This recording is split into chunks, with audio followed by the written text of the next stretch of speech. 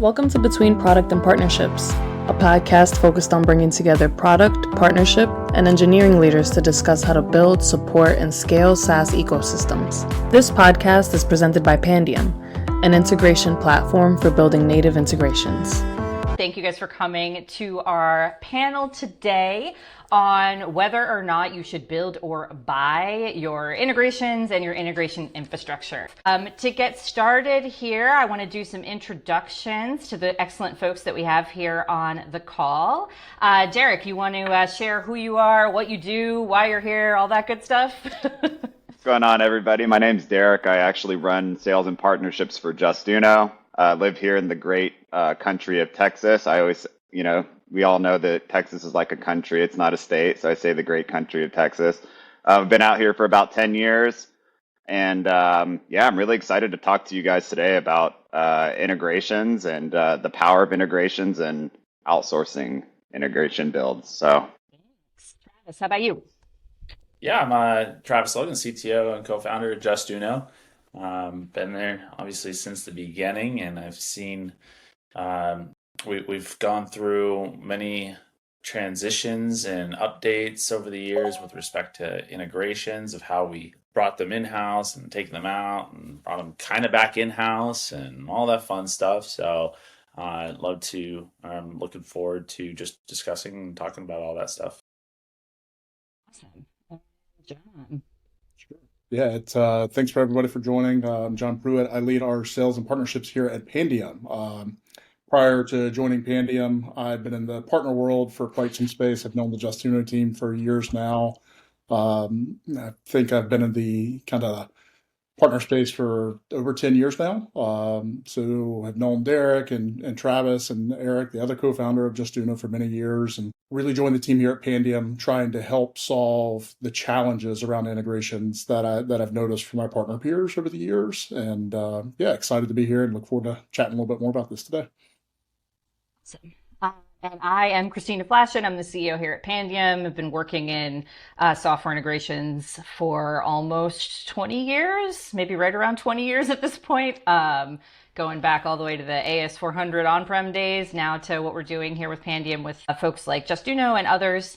And really excited to talk about this today, as it's a huge consideration for SaaS companies, whether or not they're going to build or buy something to help with their integrations. So what we'll cover today is sort of an overview of what is build, what is buy, and I think there's also sort of this middle road of buy some and build some, the pros and cons of each, what you should think about when you're trying to make this decision, opportunities for the future, and what you should think about as you grow your ecosystem. And for the gentlemen on the call here, this is obviously quite casual, as you know us and our events. So I might call on you, otherwise you can just jump in. And I might also tell you to be quiet, but probably not. I will. Yeah. Bye, Travis. Travis is already done. He's like, I'm getting breakfast. All right. So let's start with, what do we mean when we're saying build versus buy when it comes to your integrations and also your infrastructure, and what might actually be great from the Justuno team, especially Travis, with your technical background, is like, why is integration infrastructure important? Like, why do we care about any of this stuff in the first place? Sure. I mean, in Justuno's case, of course, we are, we're collecting emails and SMS and other zero-party data on behalf of our clients and our customers about their website visitors, and they want to be able to push that data into any number of all, the different ESPs and SM notification companies out there, CRMs and so forth. Justuno has always taken the approach of being agnostic, an agnostic platform. So we integrate in with all these different platforms and don't silo you into only, being able to utilize one or two of them. So there's the importance from our customer standpoint, or the importance from our standpoint is that it brings more of a connected system, connected world, and it certainly, of course, shows better ROI, right? So the users being able to, let me get back to the screen, sorry, I got a slack off, but being able to collect that information and get that over to their respective partner application just means that Justuno's ROI goes up. The partner's application's ROI goes up. We have a happy mutual customer and so forth. Awesome. And Yep. did someone just say something? No, I said, yep. I was just agreeing with everything they just said. Yeah, and from when you think about how you're going to attack this problem, right? Like there's a huge universe of options, both technical and more like functional and tactical. How do you guys think about like what is building, what is buying, and sort of what is in between? Like what are the options that you guys have seen out in the world as you've worked with partners and also the integration technology space? Yeah, so I mean, having done this for quite some time, even just with Justuno, as I mentioned earlier, we started out building. It was all built in-house. Yours truly what built quite a few different integrations, all myself as well. And you get to a certain point and the developer debt is pretty brutal because every integration is different, whether they're a RESTful API or a graph API or a SOAP API or whatever, right? So there's that, but then you think you're done with one and they update their API or they completely sunset an API and you get to start basically over from scratch and so forth. So there's just of course, all that continued developer debt that just stacks on the more integrations you have. And then, you move over to, of course, some people transition at some point to buying it. So, there's you kind of offload the services and there's different routes of that. As you mentioned, there's, kind of just buying it versus kind of doing a hybrid buying and building.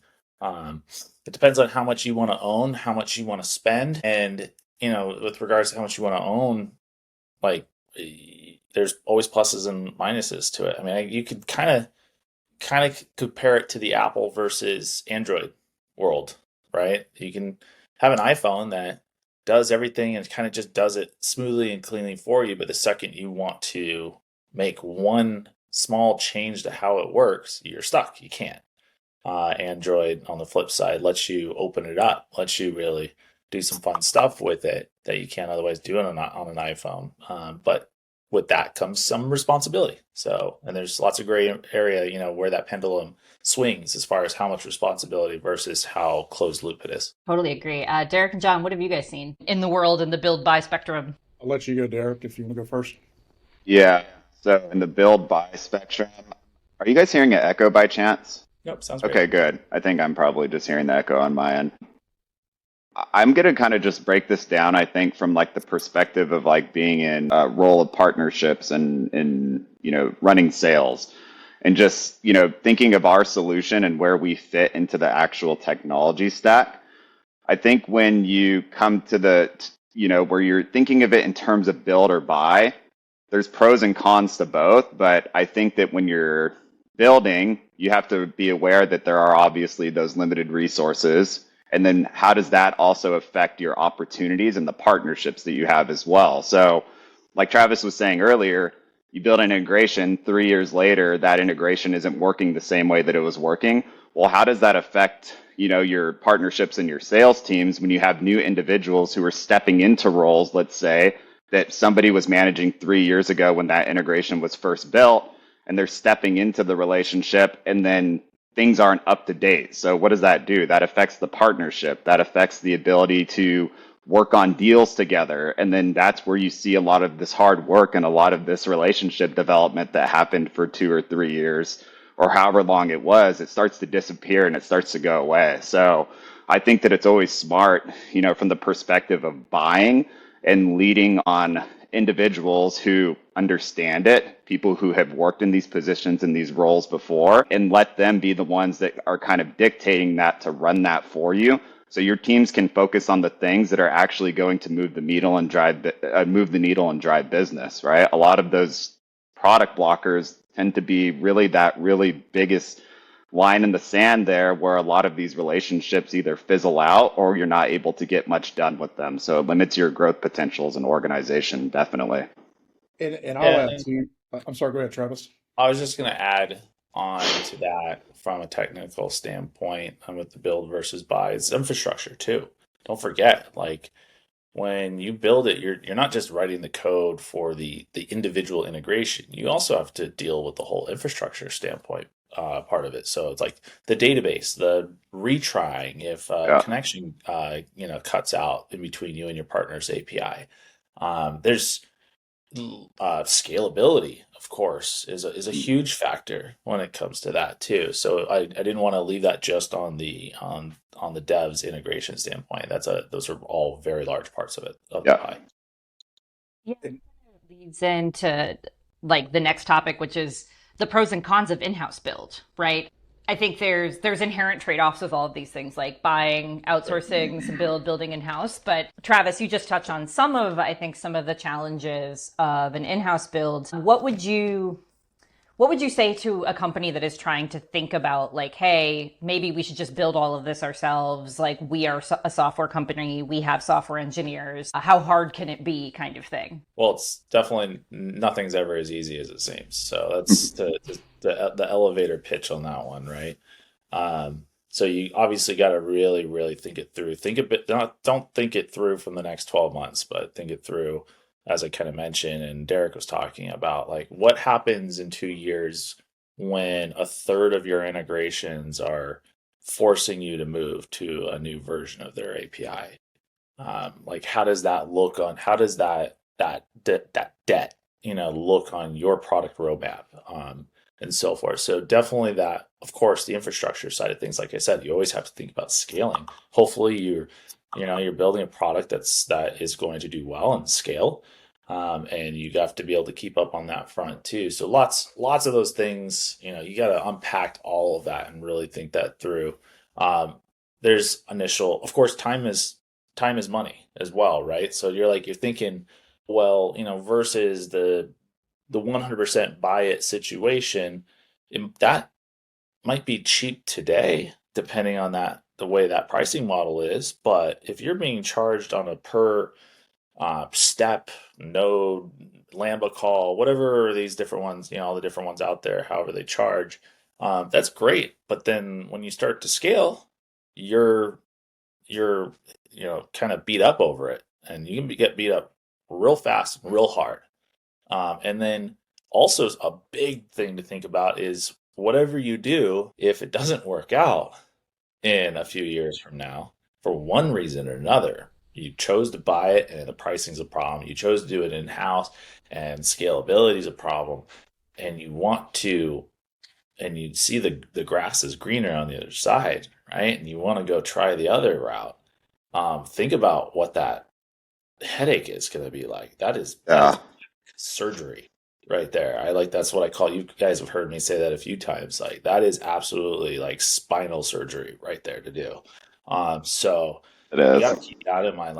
And that's again why you have to really look into the future when scoping and figuring out which route you want to go. And I think there's a lot of folks that, when they think about the buy, they think about, okay, I'm just going to get something out of the box that solves the need today. To your point, Travis, they don't really think about the future. And, I know we'll kind of unpack a little bit like the different approaches of buy, because that means a lot of different things. But, having the ability to have your own customization within that buy option, like presents a unique opportunity for that business scale down the road. And I think on the business front, it creates a unique opportunity too for folks like myself and Derek over the years, and being able to experiment with different types of partners. Because if you're building everything 100% from scratch, and you may get one integration build a quarter, if you're lucky, and Travis, you probably laugh if like, maybe, those are internal dev resources. Depends on the integration. It depends on the resources. Exactly. But, ultimately, there should always be a business case built for the reason you want to have an integration. But if you're kind of going that buy route or that assisted integration route, it gives you a little bit more flexibility in trying new things. And also, if you're going down a kind of vertical of partner that you've already built an integration for in the past, I think it gives you a lot of flexibility of kind of reusing some of that logic that you've already developed or used to go try and experiment and say, hey, let's go do a go-to-market and try to drive new customer acquisition or increase customer retention and so forth. So I think it presents some unique ways because you've already got some of that infrastructure and some of that know-how in place when you're kind of building like a hybrid approach on some of these integrations. Yeah. It allows you to take more risks. Yeah. And sometimes you have to take those risks.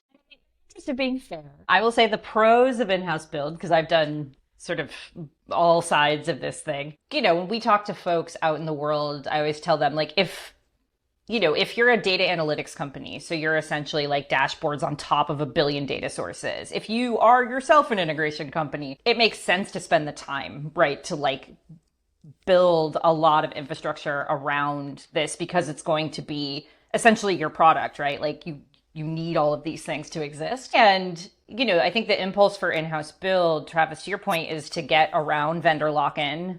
You own it. And to really have ultimate flexibility. Like you could do whatever your engineering team is able to do by building this stuff in-house. To your point, Travis, I think in our experience, it either takes a lot longer than folks think to get to that place, or as it bleeds out, scope just continues to get cut, and you end up with like the Mist of the MVPs, and that ends up just being the product. I mean, I've managed those projects too, right? Where it's like beautiful best laid plans. The scope is like, oh, it's going to be 3 months. We're going to have this amazing thing. And then at the end of 6 months, you end up with this tiny fraction, like duct tape together. And that just ends up being the product forever. But, I get, I get the impulse to want to do it in-house. Like software is software. We know how to build software. Everyone on this call is probably a software person. So, I think it's definitely an interesting calculation to determine which way to go. And sort of on a similar note, how do you guys think about the pros and cons of buying? And I think of buying as both like buying technology, so like buying an integration platform, and also potentially working with outsourced developers. So doing boost capacity or sending, 100% of the work to your outsourced developers. I don't know, Travis, if you have thoughts, Derek? Yeah, I mean, I agree with everything you just said. And those are all things also to think about too. And we're kind of starting to segue probably into where Pandium fits better in some regards than the next two. You have, I think of Pandium as kind of like a hybrid. You guys help you take care of the infrastructure side of things 100%, right? So that part is huge in its own right. And you take care of the authorizations and that coding aspect and maintenance aspect, and then you can take care of the actual integration portions too, or we can do it, or you can do it, and then we maintain it and so forth. Like it's a nice hybrid model there. And so we do have access to our own code there, but let's say we got to a scaling and we had to rush on creating 4 new integrations in the next month or whatever it is, we could lean on you guys. So we have that flexibility to do that, while at the same time we have the flexibility where it's like, oh, there's a bug, right? And we can go in, and my internal team can go in and fix it right now. Not to say your team wouldn't be able to go in and fix it right now, but we don't have to even slack you. Like it's just like, oh, this is a quick fix, just boom, knock it out, push it up, done. So it's great from that hybrid standpoint. What I would probably back up for a second and say that, like, if your integration necessities are different, let's say your platform integrates with platform B, and the way it integrates with platform B can be vastly different for each customer of yours. There's models out there that are better fit for that, where you create solutions to each integration per customer, and you can do these other wild things inside of it. That was never a necessity for us. And then most of the people in the space, I think, is like you scope out what an integration can do. You create the UI inside your platform to allow the customer to manage those feature sets of that integration. And the integration code itself is just ready for whatever those settings was sent to it. So it doesn't have to be changed. So, but again, it all kind of vastly depends on that front. I think the majority absolutely lean towards the same side that Justuno does with respect to that. And then it's really just, all right, do you need help on the infrastructure? Do you need help? Do you need help on coding?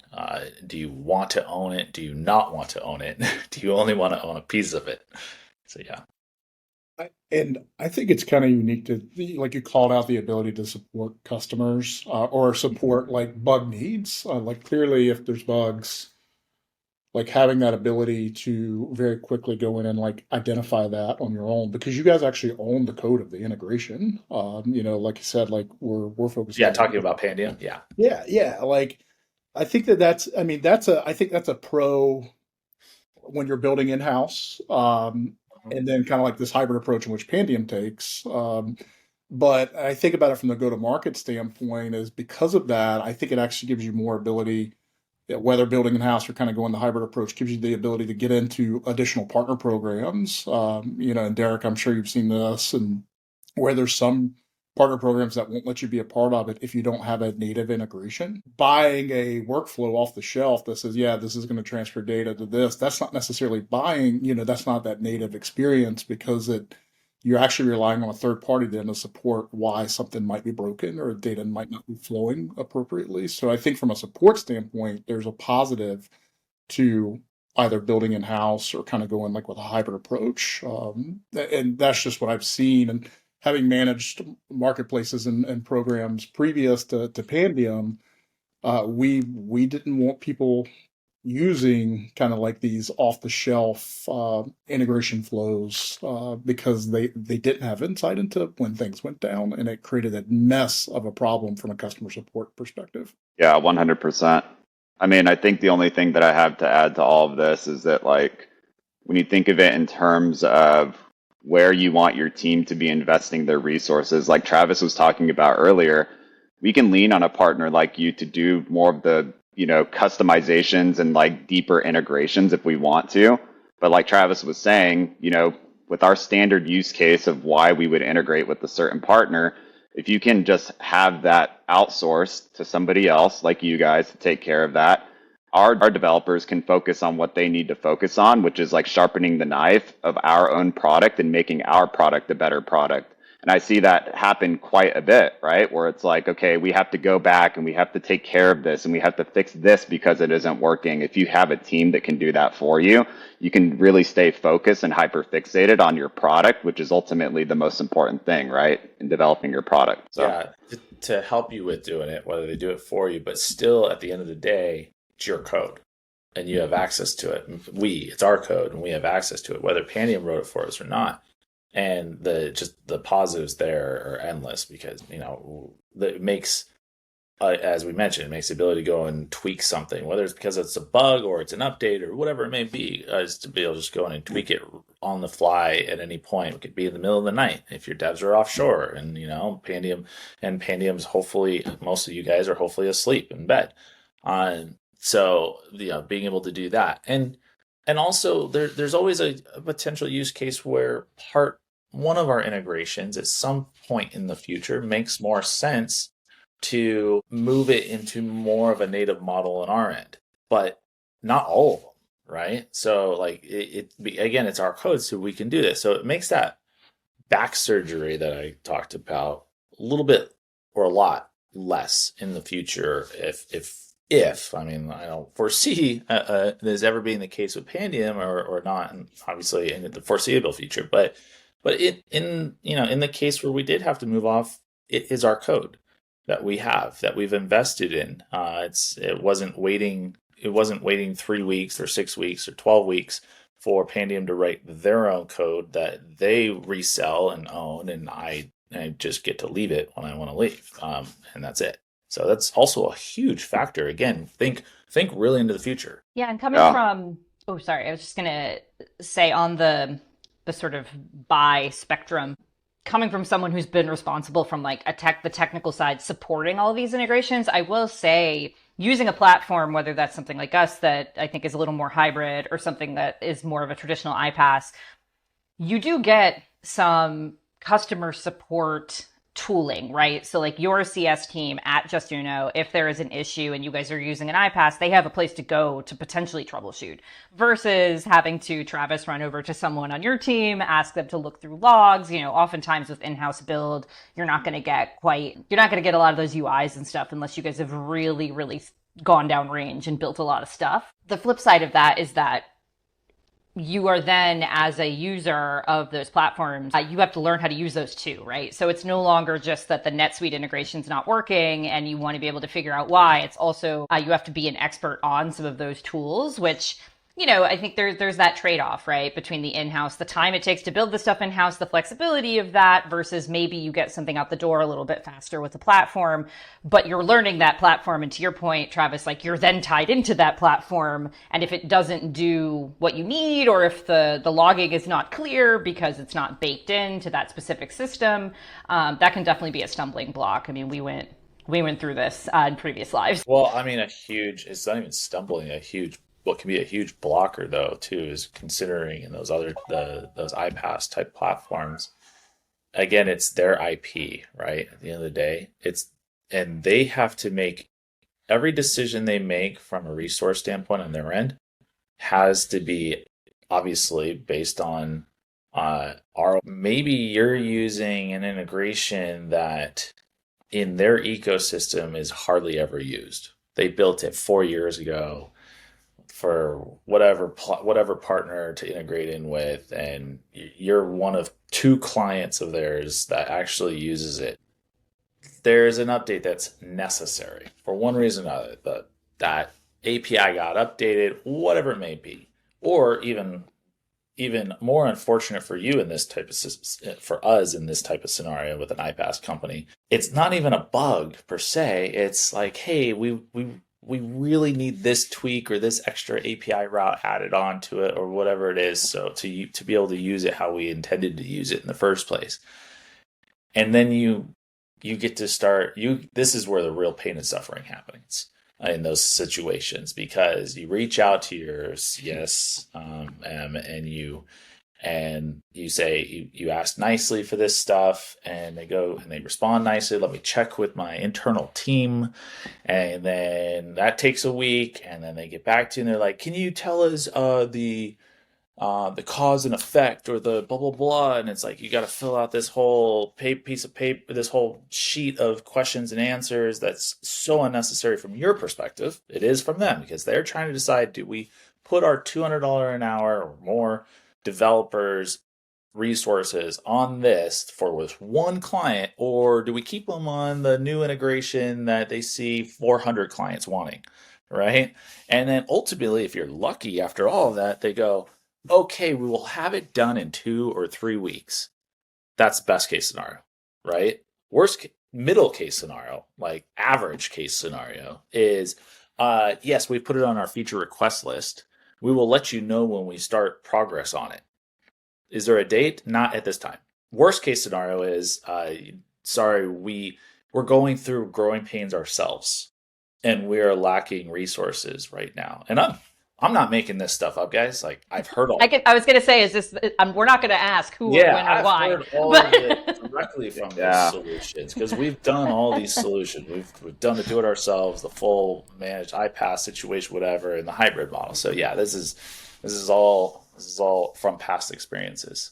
So yeah, those are big things that they're just blockers. You're like, but I have a client. I have a $10K a month MRR client that either we just sold or it's a prospect that we're trying to sell who just needs this, and you're killing me, guys, right? Whereas a hybrid model like Pandium, or do-it-yourself model at least, you do have the ability to update that and make those necessary changes. Well, that was actually a perfect segue into what I wanted to talk about, Travis, and the challenges with some of the other providers out there, where most of the providers go, okay, we're going to focus on this specific segment or market or this ideal customer profile. And then a lot of the times what ends up happening is, like, if the dev team is making the decision sometimes, maybe sometimes they're not thinking of it in terms of like maybe partnerships and sales, like who's the ideal customer profile. And I think a lot of companies actually have that misalignment between their sales and partnerships teams and their dev teams and their integrations teams. So when you're working with somebody like Pandium, it gives the confidence knowing that, okay, if we end up, working with them, we know that like if we don't have the connectors for certain people that we need to have connectors for, they're going to find a workaround for it. Whereas what Travis was talking about, where, other providers, it's like, let me get back to you. And then you're given the runaround. And then you're like, man, I just invested so much money into this solution. And it's like, we can't even get the integrations that we need to get built to help us move the needle and get business running. They have all these other ones, but they don't have any of this. So, yeah. And always keep in mind, no matter what solution you're prospecting, like there's always a honeymoon phase. Always. Yeah. It starts with that first phone call and it ends, generally speaking, 6 months in, or when things kind of get off the ground. The less the honeymoon phase impacts you. Like, I still love my wife. My honeymoon phase is long over. Right? But I'm not leaving her. I still love her and everything. So the less of the big deal portion of this partnership is based on that honeymoon phase, the better, if that makes sense. Yeah. Really compared to wildly different things. I mean, look, I think I at hope the your end of wife the is watching, so you've affirmed that you love her. Yeah. I really love her a she's lot. special. I think, like at the end of the day, there isn't like a silver bullet where you get both like incredible simplicity and absolutely no complexity and 100% flexibility. Like those two things are just like in conflict when it comes to technology, kind of period. Like I'm struggling to think of a place where you get to do anything that you want that you could do with modern coding or technology, and you don't have to be an engineer, and it's like super duper easy and it's bulletproof. Like those two things are just, there's a calculation you have to make between like Derek, how keep that much in do, mind for our sorry? new platform. For what? I said how she's explaining that. That's literally V4. Oh, yeah. 100%. 100%. Oh, sorry, Christine. No. And I think, and this will move on to our final topic, which is like the key decision criteria. And like, I think that kind of feeds into that, right? It's like, where do you fall on that spectrum? Like when we're talking to folks, whether it's under the guise of Pandium or in previous lives, it was always to me, like, how confident are we that the complexity of this is going to be low? Like if you're telling me that you are a software company that just needs to move first name to first name between two systems forever, first name is the only thing you care about. Like, I think you can get away with a lot of integration tools. Like that is going to work for you most of the time. If you either need more than that, or like you're actually not sure and your own product is also evolving pretty rapidly, that is where I think it's time to really look into something that is not maybe what is advertised as that silver bullet. Like you can get everything production ready in an afternoon. That's like I would say that's sort of where I think about high level, how to gauge where you should go. Derek, I don't know if you have thoughts on that. Like if you're a new company or it's a new integration, even that, a partnership you're trying to build, like how do you decide where to kind of sit on that spectrum? Other than just what Travis tells you to do. And let me make sure I understand the question correctly. You're just talking about in terms of where I go, okay, this is somebody that we want to build an integration with, like what goes into that decision-making process? I'm thinking more around like how would you think about, hey, are we going to build this? Are we going to hire someone to build this? Like, do you have any thoughts on the implementation of that solution? Like, should we go get that outsourced team that says they can do it in an afternoon? Like, are there any kind of patterns that you follow around some of that decision making? Or even from a business perspective, like, do we do this at all? Just any high level thoughts. Yeah. I mean, I think at the end of the day, like it ultimately comes down to just the business case of whoever it is that you're deciding to integrate with, and then really having a solid business case for that. And then I think in terms of, getting that done, that obviously is all dependent on how your organization is set up to handle those things. And so that's where I think that we at Justuno have done a really good job at being really kind of tight at the hip. Me and Travis are pretty tight at the hip when it comes to these decisions. And I think we're aligned too on, when these types of things comes up, like how do we want to approach them and how do we want to handle them? And leveraging your team to help us with that is what we have decided is going to help us make those decisions a lot easier to get rid of what used to be a huge blocker for us, which is just like even getting this rolling or even thinking about doing it. So that's really helped make it a lot easier. It's helped us make it easier to roadmap. It's helped make it easier for us to determine, what is the timeline of this sprint and when it's going to end. Whereas in the past, it was like, okay, this is going to have to be something that's going to be an ongoing discussion for 2 years until we can build this thing. And then that partnership and it fizzles out and it just dies and it just goes away. And then all you're working on are your existing partnerships that you've been managing for the past 3 years. And you're seeing your company growth just not, go anywhere. That's what I have to add to that. John, and then Travis, I want to hear your thoughts on this too. Yeah. Yeah, I mean, obviously I spend a lot of time on the GTM side of things. It's very near and dear to my heart. Again, part of the reason I came here is because I've experienced the challenges of working with internal product and so forth in previous roles, and that's not me crapping on any of them. It's literally just like there's a lot of things going on. There's core product to build and to support and so forth, but thinking about the GTM side, I mean, I remember years ago trying to build a business case to go integrate into now what is the largest e-commerce platform in the world. This is before they became the juggernaut that they are. And it took me 6 months to convince my team internally that we should build this integration. There was lots of back and forth conversations of understanding how much, total addressable market they had, how quickly they were growing. We were doing a lot of that assessment and so forth. And we eventually got it built, but it had to be slotted in. Once it was slotted in, we knew it was going to come in like which quarter. And then by the time we were slotting it in, APIs were changing and updating. There was a lot of moving pieces to the pie of getting that done. So, I mean, I think that's probably like one of the biggest challenges. I think there's some tools out there that are, some kind of like iPaaS and like no code and low code solutions where sometimes you can just build a quick, just kind of like a quick, like, I guess, POC. yeah, like Prototype, yeah. yeah, just kind of like, hey, I want to prove this out, make sure it's going to work. I think doing Yeah. things like that works in some cases. But if you've already kind of rinsed and repeated and you know how to build these integrations, then if you can build them, go build them. It's like, if it's not going to take you an entire quarter to launch it with either in-house resources or the assist of an external company, then let's go test it. I mean, it's just like testing new marketing opportunities. I mean, these are ways that you get into is the power of three whenever you partner with companies. And this is not really on topic, but I'll make a plug like for the partner community and the folks that are running these partnerships, like organizations need to think about dedicating more resources to helping them get these integrations built. And I will leave it at that. Yeah. And Travis, what are you telling folks who are like, what do I do? What do I do about this integration problem? You've been down the road. Yeah. Well, I'll plug it, but I'm not. But this is the actual answer. Reach out to Pandium.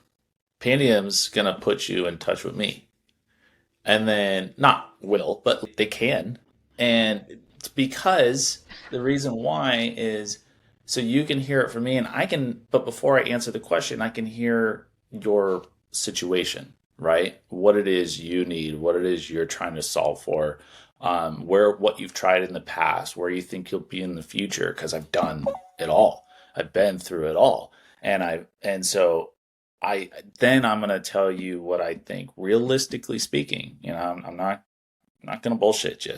Is if Pandium is the best fit for you, or if one of the other ones possibly are, or if you're talking about, I only need to make one integration a year, and I don't need retrike queues, I don't need all this stuff. Possibly doing it yourself. I don't know, but definitely. I mean, Derek, the whole GTM stuff is huge, a factor that I'm glad came up in this conversation too, because Derek's being very nice in how he approached that.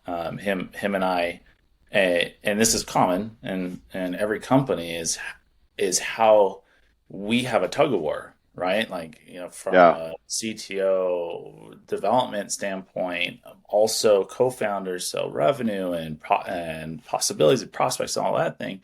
It always comes down to, it's like, are we going to do a build it and they will come Yeah. situation? Or is there enough proof in the pudding that they're at the door waiting for you to open it? Integration partners that are like, we're going to send you 1,000 clients if you build an integration with us tomorrow. Yeah. Right. And it's reading through in between the lines with those guys. There's just so many things at play. Granted, for one reason or another, between just history and also even just Derek and I working together now for so long, like we certainly have understand each other and understand how to better solve for these equations that pop up all the time. That's very, very important, and your ability to launch quicker, as John was saying, like a proof of concept, your ability to launch quicker certainly helps solve for a lot of those, whether it is with your own resources or not. Yeah. And kind of adding to that as well, what I would say, one thing that's been really useful in our decision-making process, like if you're a sales or a partnerships leader that happens to be in this conversation, one thing that really helps in your discussions with your development team as well, and kind of tying this all together, know where you're losing. I mean, we know where we were losing, and that helped determine where we needed to invest and where we needed to build these integrations. And so win-loss analysis reports are super critical and super important. And then there's also the other side of it, what Travis was talking about, which was build it and they will come, ? Well, you have to see and understand, is there a potential addressable market for that? And having a partner like Pandium allows you to take those calculated risks, which we have found that taking those calculated risks and investing into some of those integrations or those solutions has led to, it's led to opportunities for us as an organization. So I'll kind of just leave it at that. And one last thing too that we didn't really touch on. We talked a lot about the go-to-market, but we didn't really talk about like the CS side of things, the customer service and customer Yes. side. You talked about the win-loss analysis of like net new, but what about the churn analysis? That's kind of dictating like, well, Really I good was point. competitor because they had integration XYZ, or you didn't have this functionality. And that's what these partnerships are, these integrations and partnerships are about, is like really solving customer pain and customer need. And if you don't plan on building it, then go find a partner that has that functionality and where you can potentially refer business back and forth. And so I think these integrations, while they drive a lot of go-to-market, they also help quite a bit with the customer retention and then the co-marketing and so forth. Like it really kind of creates this really unique flywheel of helping your business grow. Absolutely. And succeed. Absolutely. I think you're on mute, Christina. Mute. Rookie mistake. I was just saying we are as folks who are on this meeting have heard, we'll also send this out afterwards, but there's a lot of different options here. I think there's no one size fits all to solve these problems. It depends a lot on the maturity of your business, the size of your business, what your goals are, the industry you're in, and also your own in-house resources and sort of your culture around this ecosystem internally. But I really appreciate Derek and Travis and John, you guys joining us for some time here to go through this. I feel like we could talk about this stuff forever, and I have so many thoughts about all of these things. Like each of these bullets could be a whole hour-long diatribe that no one wants to hear from me. So if anyone does want to hear from us, please feel free to reach out, and really appreciate you guys taking the time. And everyone go visit Justuno as well to check out all the cool stuff that they're doing. If you enjoyed our content, subscribe to our channel and give us a thumbs up. For more content on tech partnerships, integrations, and APIs, check out our articles, ebooks, and other resources in the description.